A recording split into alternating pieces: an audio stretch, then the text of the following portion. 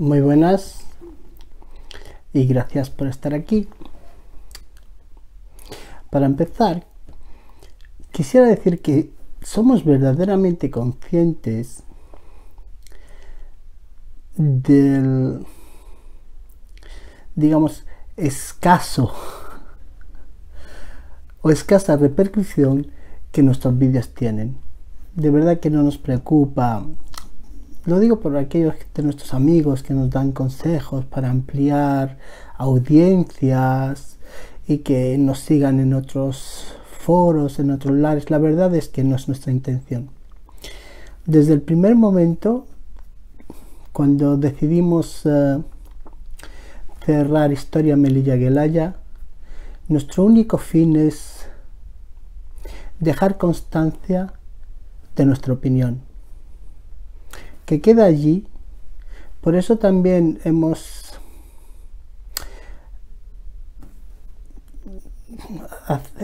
hecho revivir nuestro canal de YouTube, donde también todos estos vídeos los podéis encontrar.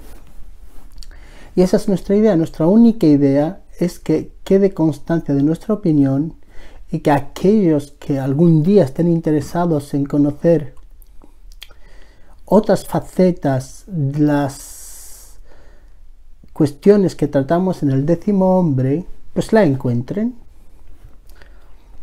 Espero que esta pequeña aclaración os sirva para entender el por qué no nos preocupa, pero para nada, el número de visitas o el número de visionados en nuestros vídeos.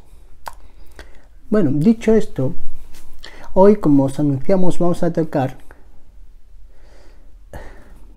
un tema que, aunque fue corto en la historia, tuvo unas repercusiones muy importantes en su momento, en el presente, lo que en su momento podía ser el futuro de esta época. Estoy hablando del verano de julio del 2002. Como ya habíamos comentado en el 10º hombre, en esta etapa que estamos tocando temas de geoestrategia, hablamos sobre todo de geoestrategia del Mediterráneo occidental. Entonces, y en este caso, de verdad que es el tema de Perejil, es un tema en el cual se ven implicados casi todos los actores de esta zona. Bueno, empezamos. Fue a mediados de julio del 2002 cuando una serie de militares marroquíes se instalan en la isla de Perejil.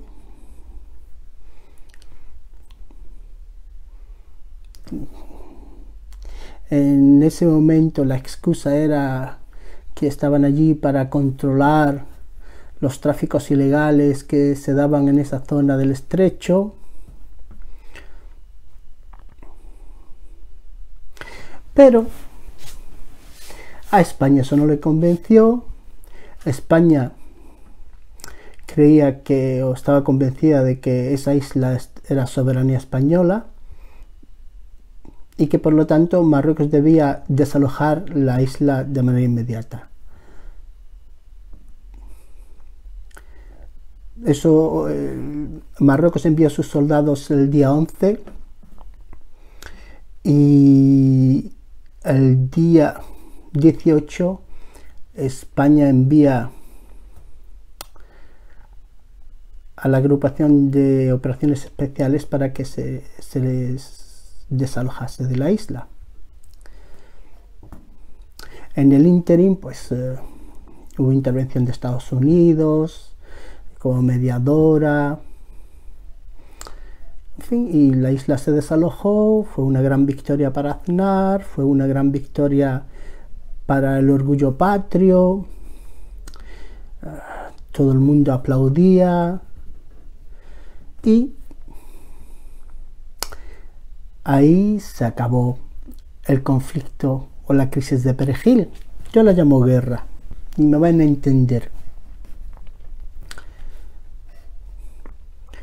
¿Cuál era la información que se nos daba o se nos dio sobre el conflicto? En esos días de mediados de julio del 2002, el rey de Marruecos estaba celebrando sus bodas. Estaba casando con quien en esa época iba a ser la princesa Lalla Meriem, Lalla Selma. Y, en fin, la prensa española y los medios españoles nos venden de que, o nos informan, mejor dicho, de que la crisis del islote de Perejil es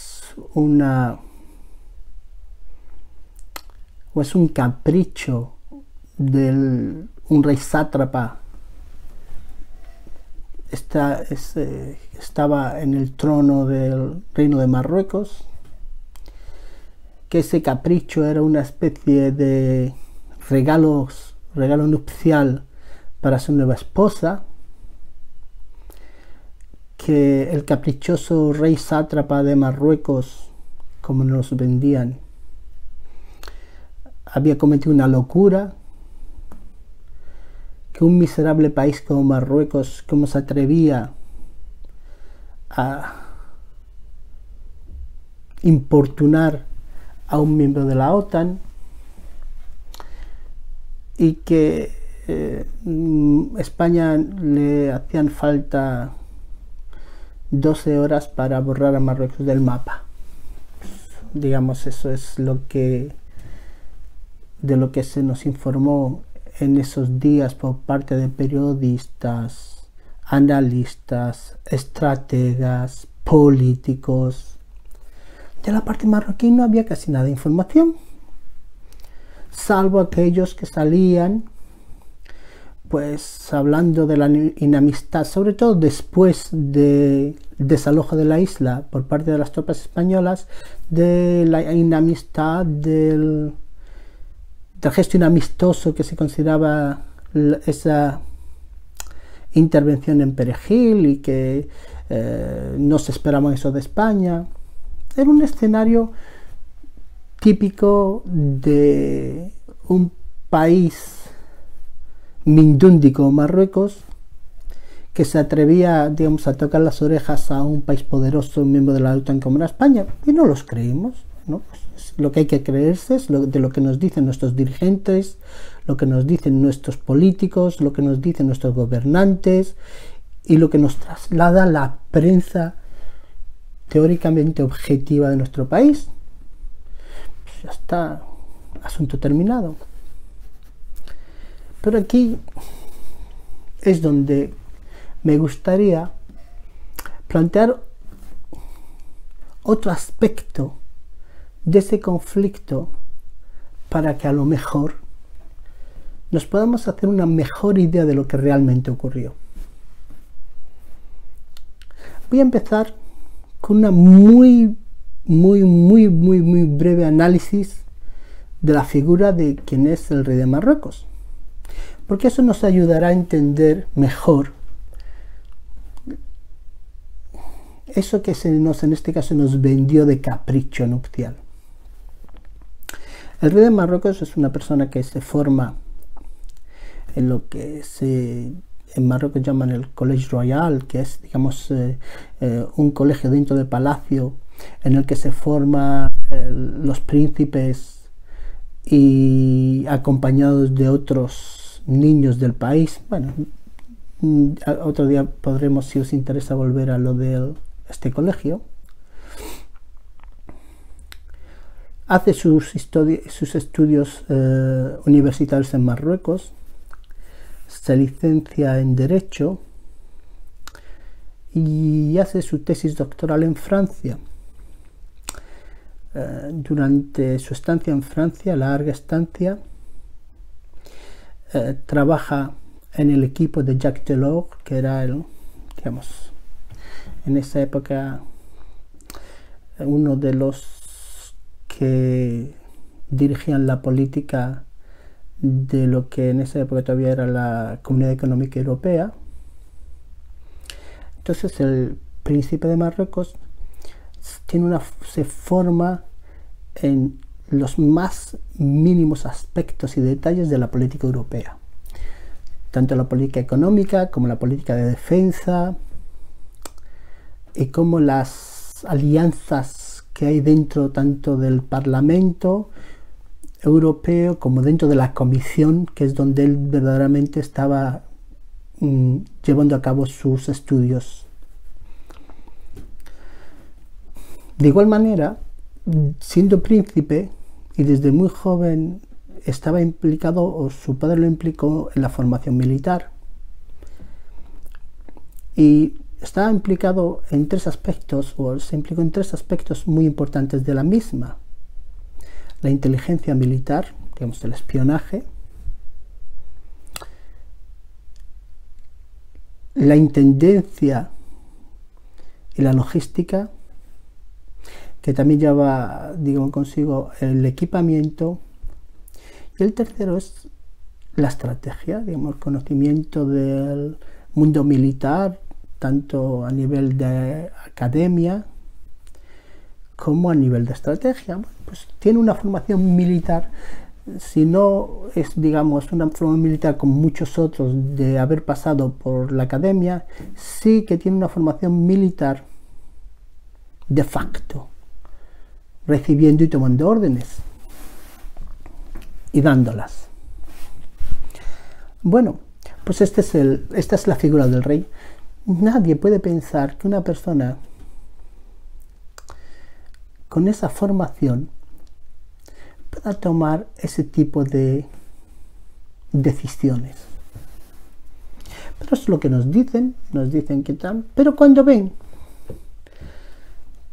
que en España no todo el mundo traga con ese tipo de análisis, ya verás, esos análisis venían de piratas de la información, llamamos piratas, que es, digamos, de la pluma, porque cuando escriben, sé porque el enviado especial del país en Marruecos era Zembrero. En fin, ya volveremos en otro momento a hablar de estos personajes que pululan por las páginas de los periódicos digitales españoles. Pero en fin, eso es lo que hay, entonces yo os digo, pues poneros a pensar. Pero cuando digo que cuando hay gente en España que empieza a dudar porque conocen un poquito mejor la realidad marroquí, entonces sacan una segunda teoría que dicen, no, que fue un oficial de marina marroquí el que por su cuenta montó la operación para así regalarle al rey de Marruecos la isla Perejil. Fijaros, perdonad que me ría, pero eso se dijo seriamente y la gente lo creyó, y la gente se creía tanto una como otra noticia, les daba igual porque lo veía increíble. Lo ve increíble porque hay un desconocimiento total de lo que hay al otro lado.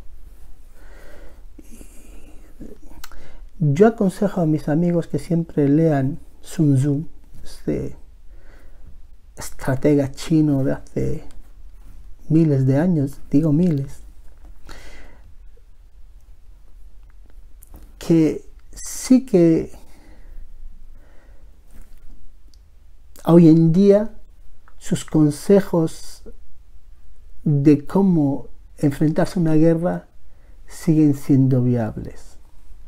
Y el desconocimiento del enemigo es el principio de la derrota. Y ahora seguimos con esto de Perejil. Pues bueno, España vence la guerra de Perejil, y Aznar comete un error gravísimo. Y es triste que ningún militar español le hubiese llamado la atención sobre ello, que es llevar a los prisioneros a Ceuta y desde allí expulsarlos por la frontera. ese trato que dio Aznar a esos prisioneros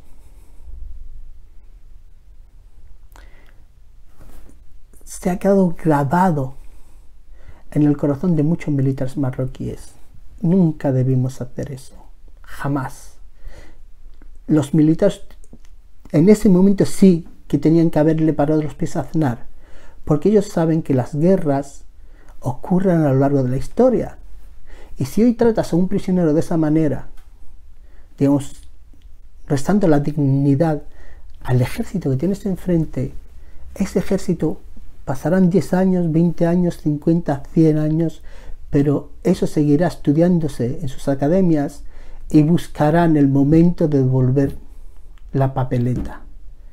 Y el ejército español no se merece eso. Pero en fin, eso sí que fue un capricho de Aznar, digamos, dar ese trato denigrante a los prisioneros y expulsarlos por una frontera.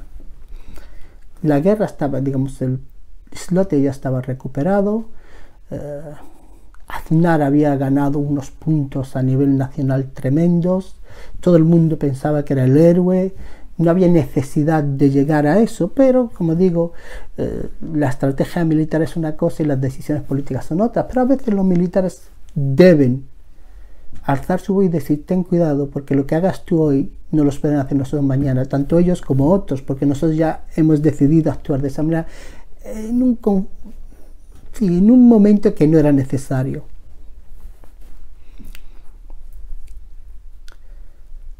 Pero en realidad, ¿por qué decide Marruecos un 11 de julio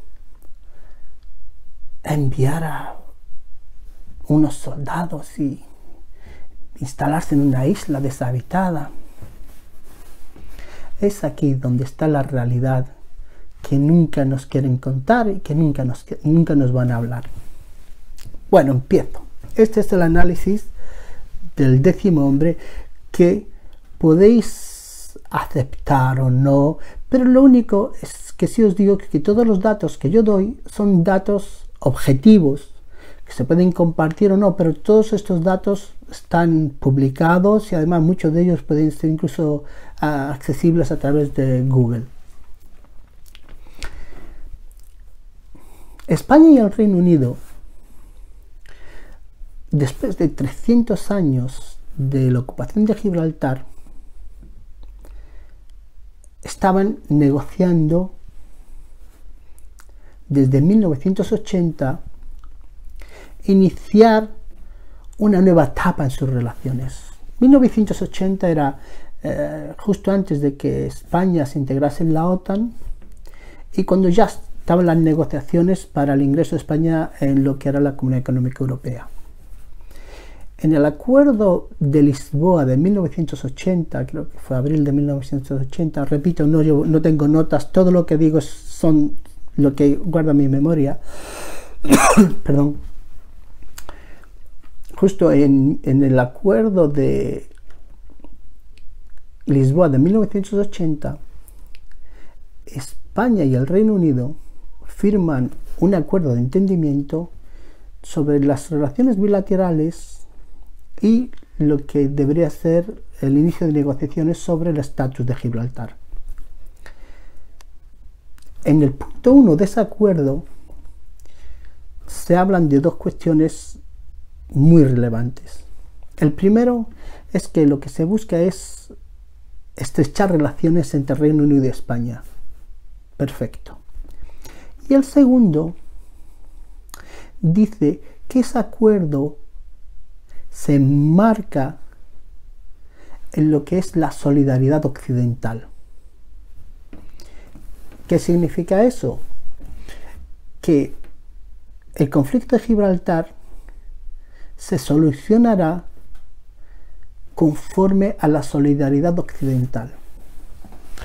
No sé si lo sabréis o lo recordaréis, pero había una cuestión que se llamaba, que se decía que existía, que había un acuerdo, que era el acuerdo de las tres coronas, que era el hecho de que el asunto de Gibraltar, como el de Ceuta y Melilla, se resolverían entre las tres coronas. Pero mire aquí que en 1980 España y el Reino Unido, cuando firman de que el conflicto de Gibraltar se va a solucionar dentro de lo que es la solidaridad occidental, automáticamente Marruecos queda fuera de juego. En 1984, ya cerca de que España ingrese a la Unión Europea, se firma un segundo acuerdo, que es el Acuerdo de Bruselas. Y ese Acuerdo de Bruselas ratifica totalmente el Acuerdo de Lisboa, lo amplía y empieza a ver. Y en este caso, en el de Bruselas, ya digamos que eran el partido Tory, los conservadores británicos, los que estaban iniciando las conversaciones y todo iba, digamos, dentro de lo que eran los acuerdos de Europa. Pues el llegar a un acuerdo sobre Gibraltar era una base fundamental para que la Comunidad Económica Europea fuese una comunidad verdaderamente soldada, verdaderamente unida, y que no hubiese conflictos que pudiesen llevar a algún tipo de malentendido mayor en el futuro. Bueno, las negociaciones entre España y el Reino Unido sobre Gibraltar iban avanzando, aunque lentamente, sí que siempre iban avanzando, y Marruecos ya vio que su papel en esas negociaciones era inexistente. Lo que ocurre, y esto empieza justamente cuando Tony Blair llega al poder en el Reino Unido. Tony Blair es un convencido de la cesión de Gibraltar a España. Tony Blair es uno de los tres mosqueteros de la guerra de Irak. Recordaréis a Bush, Blair y Aznar. Recordaréis la foto de Aznar poniendo las piernas sobre el despacho, la mesa de Bush. Digamos que había ahí una unión que iba más allá de lo meramente ideológico, sino que había ahí una unión estratégica a largo alcance, sobre todo entre España y Gran Bretaña, los tres aliados de Estados Unidos, la invasión de Irak. Recordáis que el gobierno de Aznar era firme partidario de esa invasión y hasta el día de hoy todavía nadie ha pedido disculpas. Bueno, Blair sí ha pedido disculpas, Bush ha pedido media disculpas, Aznar no se baja del burro, su ideología, su forma de pensar. Pues Aznar y Blair, que tenían también estrechas relaciones personales, muy estrechas relaciones personales. No olvidéis que la hija de Aznar después se va a vivir al Reino Unido, cuando se casa, cuando en España las cosas no les convencen. En fin, que la cuestión es que la relación entre Aznar y Blair es muy estrecha, y Aznar no quería dejar la política sin ser aquel jefe de gobierno que devolviese Gibraltar a España, y Blair era, como he dicho antes, un férreo partidario de devolver Gibraltar a España. En fin, todo estaba en las negociaciones, todo estaba negociando, pero dentro del Reino Unido no todo el mundo apoyaba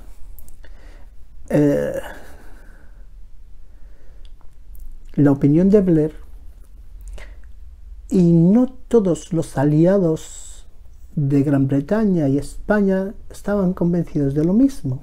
Y ahora me explico. Habiendo puesto a Marruecos fuera de juego en las negociaciones, tanto desde el Reino Unido como desde Gibraltar, existía una comunicación con Marruecos. Entonces, Marruecos estaba informado al detalle de las negociaciones en sus aspectos más secretos. En el Reino Unido, Jack Straw, que era el secretario de Foreign Office, el ministro de Asuntos Exteriores de Gran Bretaña, seguía y era también un ferviente defensor del retorno de Gibraltar a España. Pero en el Ministerio de Defensa británico tenían una idea diferente. Al igual que en el Pentágono. La idea era, en un muy corto espacio de tiempo, empezar la cosoberanía de Gibraltar. Había una sola discrepancia, que el Reino Unido, para equilibrar las opiniones dentro del país, apostaba por una cosoberanía perpetua, mientras que España lo que deseaba era una cosoberanía, pero con un límite en el tiempo, 50 años, 100 años. La realidad es que si cosoberanía había, jamás hubiese sido perpetua, y a medio plazo Gibraltar hubiese vuelto a tener bajo soberanía española. Hubiese pasado 20 o 30 años y eso se hubiese resuelto. Y eso ya estaba allí. Pero como digo, ni el Ministerio de Asuntos Exteriores, ni el Ministerio de Defensa, ni el Ministerio de Defensa británico, ni el Pentágono estaban muy convencidos de ello.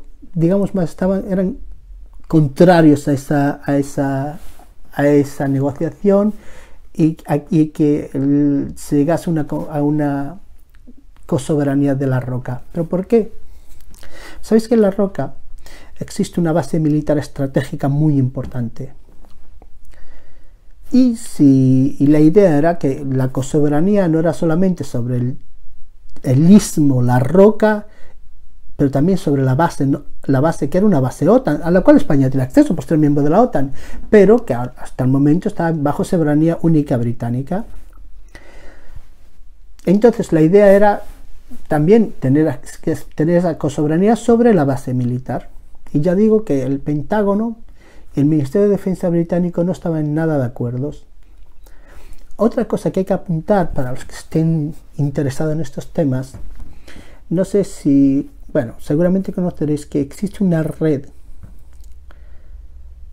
en el pasado se llamaba de escucha, pero una red de control de las comunicaciones llamada Echelon. Ahora hay otra vez Echelon ya, digamos, hay versiones superiores de esa red, pero que esa red Echelon, en la cual están simplemente integrados países anglosajones, me refiero a Estados Unidos, Canadá, Reino Unido, Australia y Nueva Zelanda, creo que son los únicos países que tienen acceso a esa tecnología y a la información acceso directo y a la información que de ellas se obtiene. Pues una de las bases Echelon está también en Gibraltar y por ninguna de las maneras Estados Unidos y la defensa británica quería compartir Echelon con ningún otro país. Ya digo que es una red anglosajona. Y en segundo lugar, no se quería perder, porque otra cuestión sería llevarse la base a otro sitio, pero ni los Estados Unidos ni el Ministerio de Defensa británico querían deshacerse de esa base que estaba instalada en Gibraltar. Pues bueno, este era un factor extraordinario, que era que mientras España y el Reino Unido a nivel de gobiernos estaban negociando, por otras vías había otros tres intervinientes. En este caso era parte del Ministerio de Defensa británico,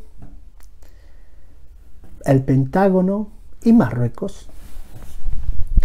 A esto hay que añadir también a los gibraltareños, pues la información que se iban intercambiando entre ellos era una información al día que mantenía a Marruecos informado de todo lo que va a ocurrir.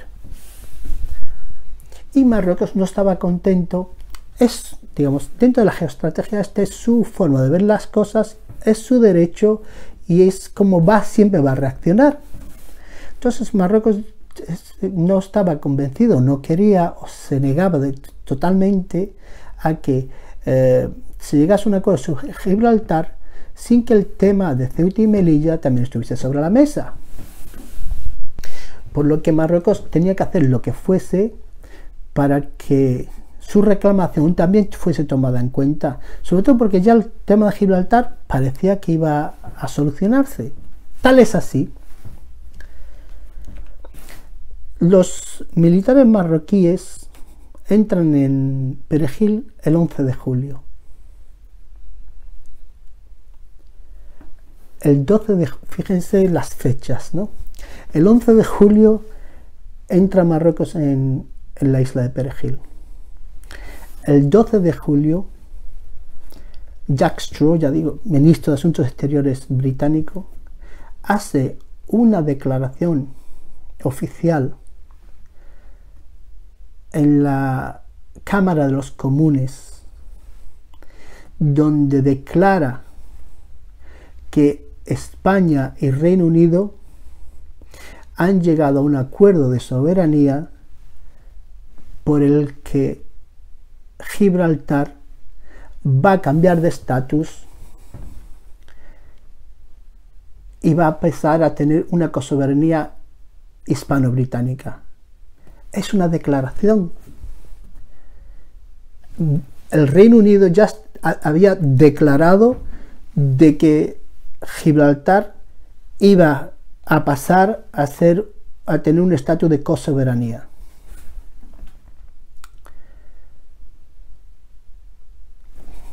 Los gibraltareños, no sé si sabéis que el referéndum que se celebra, creo que fue en noviembre, sí, fue en noviembre del 2002, lo que se le pregunta a los gibraltareños es justamente eso.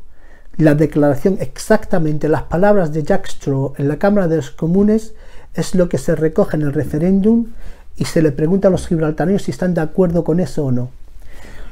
Solamente para información, me gustaría que toméis nota de que el gobierno británico, en boca de su ministro de Asuntos Exteriores, el resultado del referéndum fue un 99%, 98,8% en contra de la cosoberanía.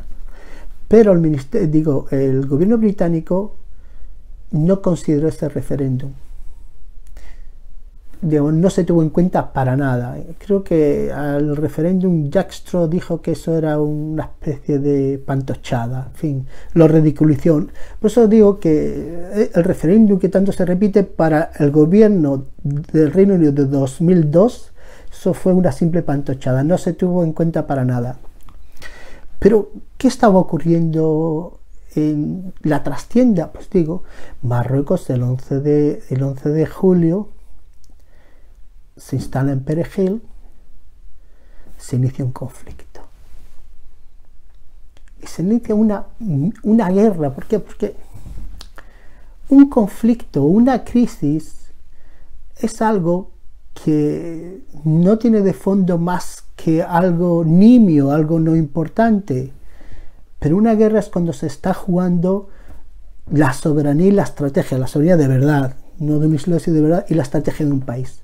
En este caso, lo que había de fondo, lo que nuestros gobernantes no se estaban dando cuenta, lo que nuestros servicios de inteligencia no se estaban dando cuenta, es de que Marruecos había tendido una trampa.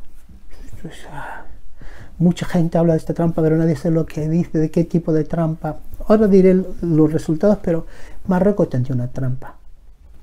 Por eso digo, cuando os estaba hablando anteriormente de la figura del rey de Marruecos, esa figura tan ridiculizada, esa figura de país, de rey sátrapa, que reina un país de pobres, de siervos, de incultos, y que el ejército marroquí es un ejército muerto de hambre, todo eso que nos venden, todo eso es mentira. Marruecos, que estaba informado al dedillo de todo lo que está ocurriendo en las negociaciones secretas entre Reino Unido y España sabía cuál iban a ser los pasos siguientes y necesitaba frenarlo, porque como he dicho, su estrategia, sus intereses eran otros. Y conocía muy bien la personalidad de José María Aznar. Lo analizaron, al igual que a nosotros nos vendían la moto sobre la figura del rey de Marruecos. Los marroquíes conocían a la figura de José María Aznar al dedillo, sabían cómo iba a reaccionar de todas las maneras. Lo provocaron y cayó en esa trampa. Bueno, sigo. Y os voy a dar unos datos sobre qué ocurrió realmente por la parte marroquí. También estos datos no son muy conocidos, pero están también al alcance de quien busque. Ese mismo 11 de julio, desde la base de Alhucemas, se llama un oficial. Fíjense que no es desde Rabat, sino desde Alhucemas. Se llama un oficial y les dice que se coja a una media docena de hombres y que se vaya para la isla Perejil, que cuando llegue cerca ya le darán más información. Nadie sabía dónde estaba la isla Perejil. Sabéis que la isla Perejil para nosotros los tamaziris, la isla de Taura, y para los arabófonos la llaman la isla de Leila, en fin, pero para nosotros es la isla Perejil. Se dirige con algunos de sus soldados, este era un oficial, se dirige con algunos de los soldados y se va hacia la zona de Tetuán, la zona de Mdirk, y ahí lo está esperando también un oficial de la marina marroquí que les da algunos víveres para estar unos días en la isla. Fíjense que les da solamente unos cuantos víveres, no les dan, digamos, una cuestión logística y de intendencia para resistir ahí, ¿no? Unos cuantos víveres para unos cuantos días y medios de comunicación por radio. Y no sé, la verdad es que no sé qué tipo de comunicación. Entonces, estos llegan a la isla. La información que recibe España es todo... No sabían por qué. Porque, bueno, España no tenía una información clara de cuántos soldados había, quiénes eran. Nos hablaban de infantería de marina, de Marruecos, nos hablaban de gendarmería de Marruecos, de que si eran 12, que si eran 15, que se habían hecho. Eran 6, eran un oficial y 5 soldados, apenas armados, con tiendas de campaña, que además que creo que ni siquiera se la llevan con ellos, que vinieron después, pero en fin, con tiendas de campaña, poca comida, y sobre todo lo único que sí que tenían era medios de comunicación, digamos, tenían radios para comunicarse. Una vez que están en la isla, se instalan y justamente no pasa nada. Bueno, imagino que van informando, no imagino, lo tengo leído, informan a sus oficiales de todo lo que ocurre en los alrededores, de los vuelos de helicópteros, de las patrulleras. Todo esto también se va siguiendo desde tierra. Hay una patrulla marroquí que también va rodeando, va estando ahí navegando por la zona, imagino que haciendo labores de inteligencia. Y en la noche del 17 los marroquíes llaman a sus superiores. El oficial marroquí de la isla llama a su superior y le dice: mira que algo raro se está preparando porque hay unos movimientos extraños.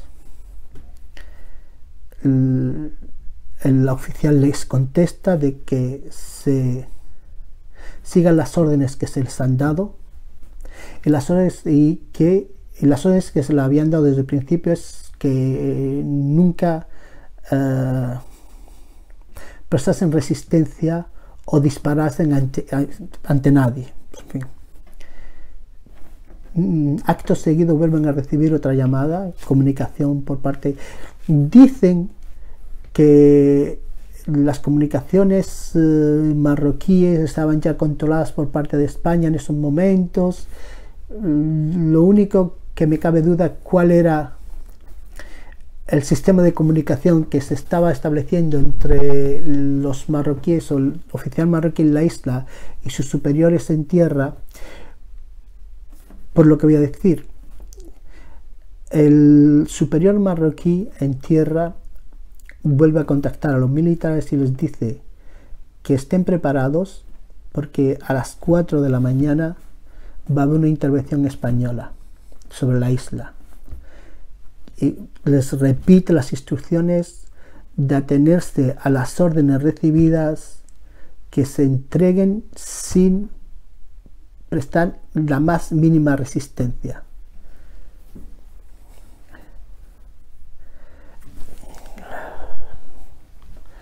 Había algunos militares, por lo visto, que esta idea, son militares, eso de entregarse sin defenderse o sin luchar, no les parecía bueno, pero todos acataron las órdenes. Pero ahí veis 6 soldados pobremente armados, pobrísimamente armados, con pocos víveres, y el despliegue que hace Aznar. Y algunos, no olvidemos que estamos en la época de Trillo, de Aznar. No olvidéis el accidente que hubo en Turquía. La oficialidad en esa época no era muy amante de, digamos, de la dignidad o del orgullo, no sé cómo llamarlo, porque esa gran intervención indica o que había poca información, poca inteligencia. Cuando digo inteligencia me refiero a información recibida, o que la que recibían era falsa o mal interpretada, porque no puedes enviar 6 cougars, comandos, después ocupar todo eso, hacer un despliegue de los F-18, de los submarinos, las patrulleras.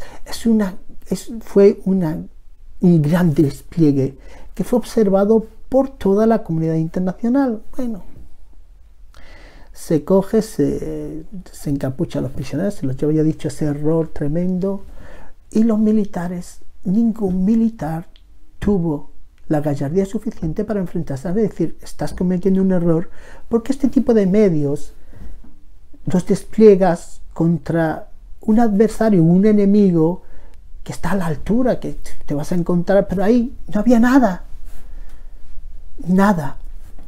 Bueno, pues eso ocurre el 18, pero ya he dicho que en Londres Jack Straw el 12 ya había hecho esa declaración de que Gibraltar pasaría pronto a tener una cosoberanía con España. Intervienen los Estados Unidos, interviene Francia, los aliados. ¿Quién eran los aliados de España? Al principio, tanto la OTAN, bueno, no voy a decir la OTAN, voy a decir portavoces de la OTAN, como portavoces de lo que era la Comunidad Económica Europea y la Unión Europea, salieron en defensa de España, y que eso se consideró un ataque. Pero pronto, oficialmente, y si miráis los papeles, pronto la OTAN dijo no, independientemente de lo que haya dicho el portavoz, independientemente de las relaciones bilaterales entre estados. La OTAN considera que eso es un problema bilateral entre España y Marruecos. De igual manera se puso la Unión Europea.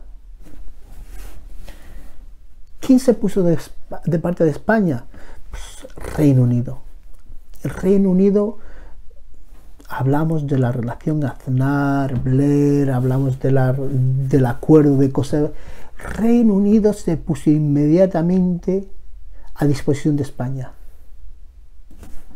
Y Argelia, igualmente se puso a disposición de España. Y parece ser que mucha de la información poco correcta o falsa que recibía España la recibía de Argelia. Por eso digo que no se analizó bien la información y pensaban que había mucho más de lo que realmente había.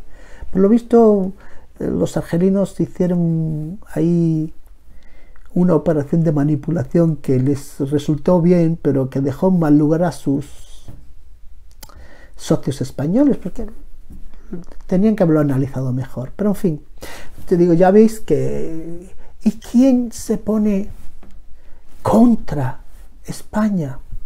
Digo contra Francia. ¿Quién no apoya a España? Portugal. Fijaros que los dos países vecinos de España, Portugal no apoya a España, no se pone en contra, pero no apoya a España, y Francia se pone contra España. Y los Estados Unidos juegan el juego de intermediado, que están intermediando.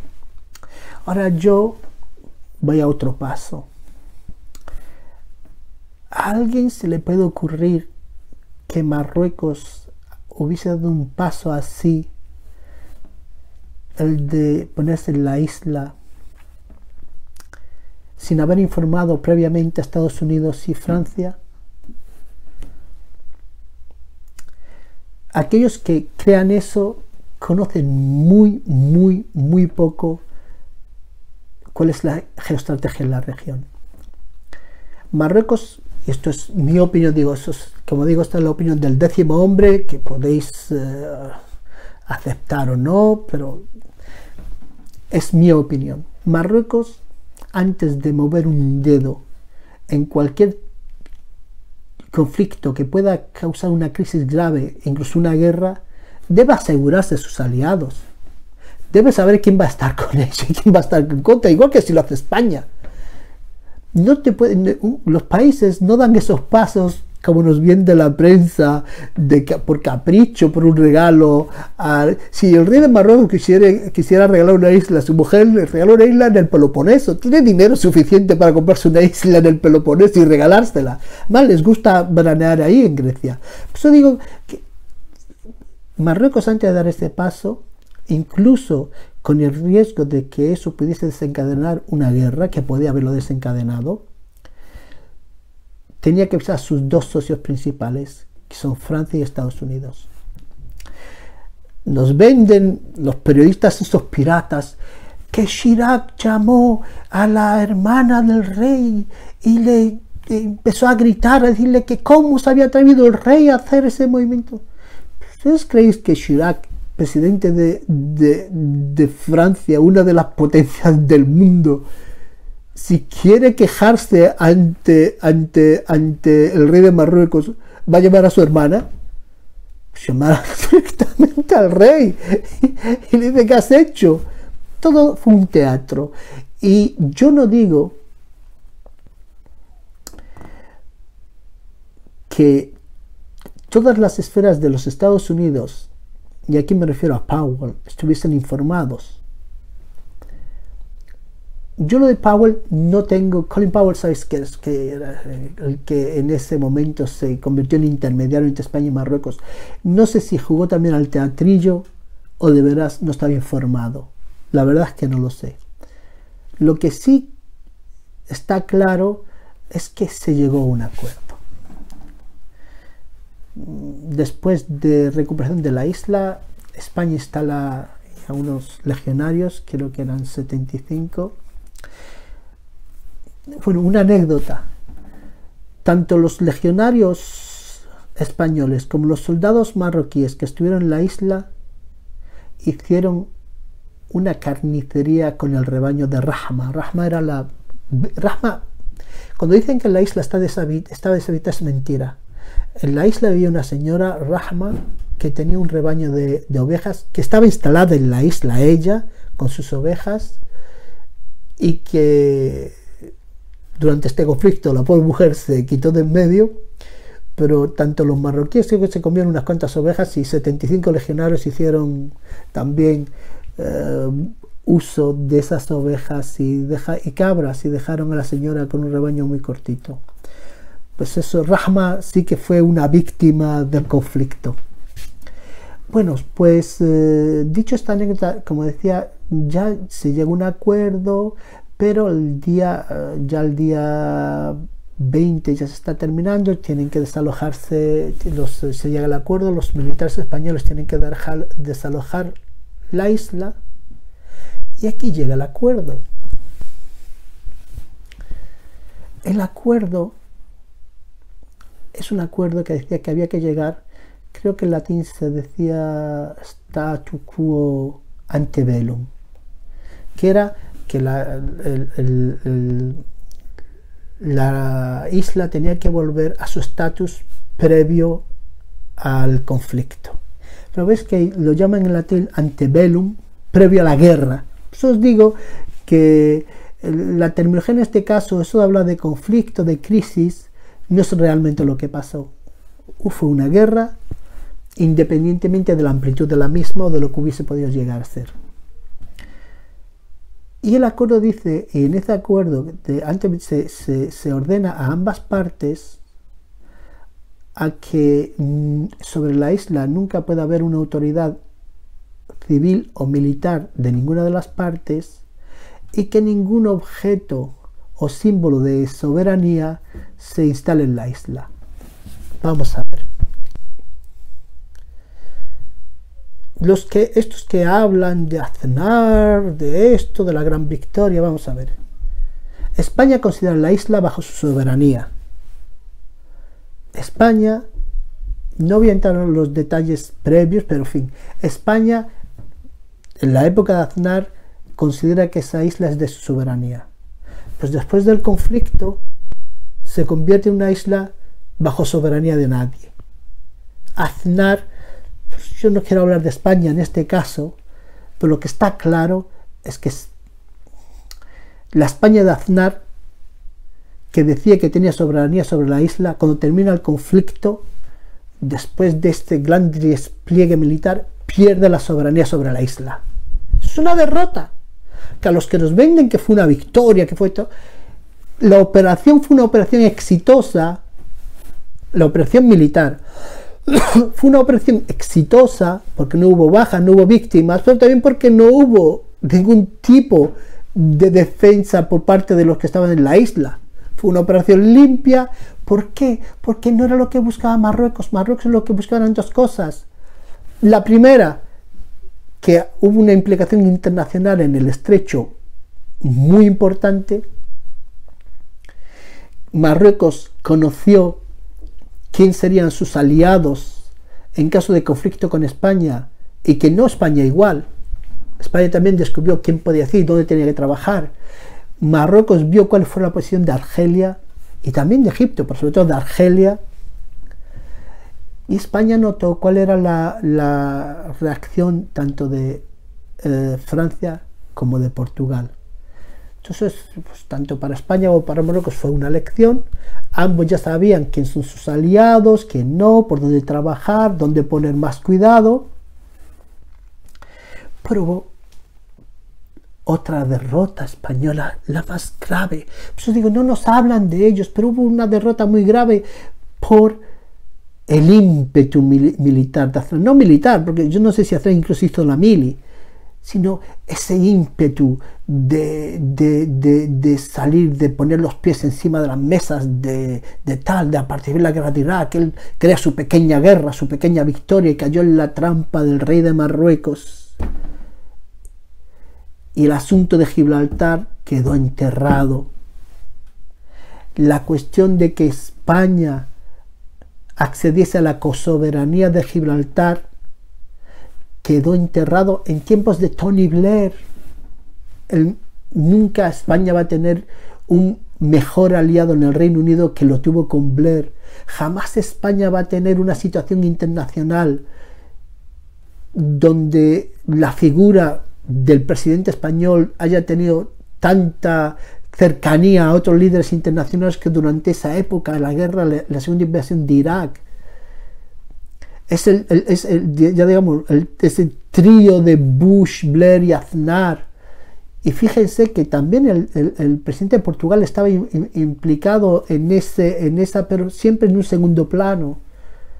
Pues eso demostró ese ímpetu militar de Aznar, y ese despliegue militar levantó las suspicacias en el Reino Unido. El Ministerio de Defensa empezó a llamar la atención del gobierno británico sobre cuáles eran realmente las intenciones españolas en el estrecho. Los Estados Unidos vieron en ese despliegue también una amenaza para sus intereses. No olvidéis que Marruecos es un estrecho aliado de los Estados Unidos, y lo habéis visto con la decisión de Trump de estos días de reconocer la soberanía marroquí sobre el Sahara. Ya volveremos sobre este tema en un próximo vídeo. En fin, ¿qué ocurre? Que lo que nos vendieron como un gran éxito del gobierno de Aznar, en realidad fue una gran derrota. Fue una trampa en la que cayó Aznar, que consigo se llevó los intereses del Estado español, que la isla de Perejil hoy en día no está bajo soberanía española. No importa de quién otro Estado pueda tener la soberanía sobre ella. Lo importante es que Aznar cedió lo que él creía que era soberanía española. La cedió. Fue la primera vez en muchos siglos, digamos, no estoy hablando de colonización porque él lo considera soberanía.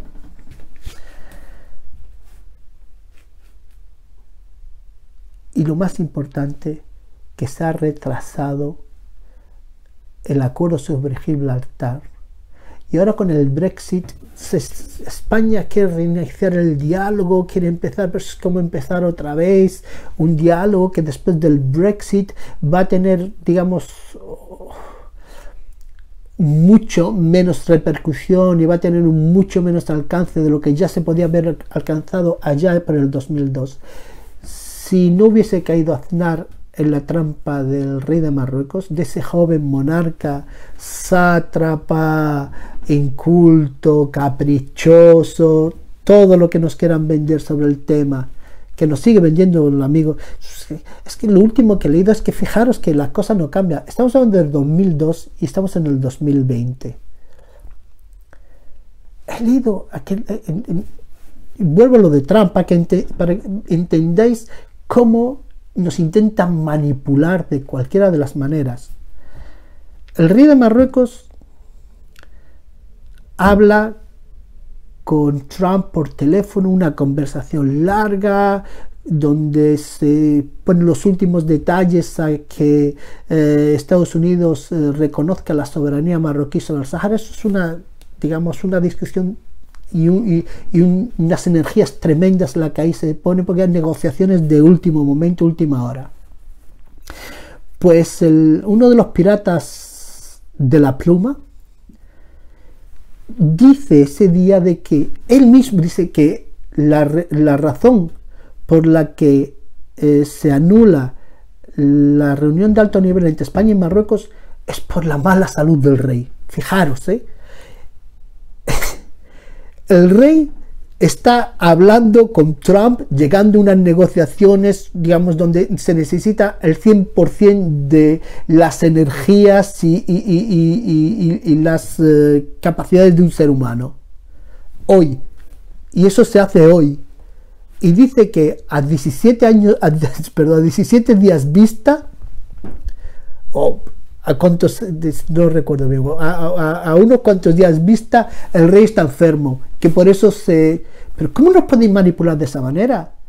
Pero ¿quién ha invitado a ese individuo a dar una charla sobre el futuro de Melilla? ¿Qué nos pasa? Bueno, dicho esto, voy a dejar ese tema para otro vídeo.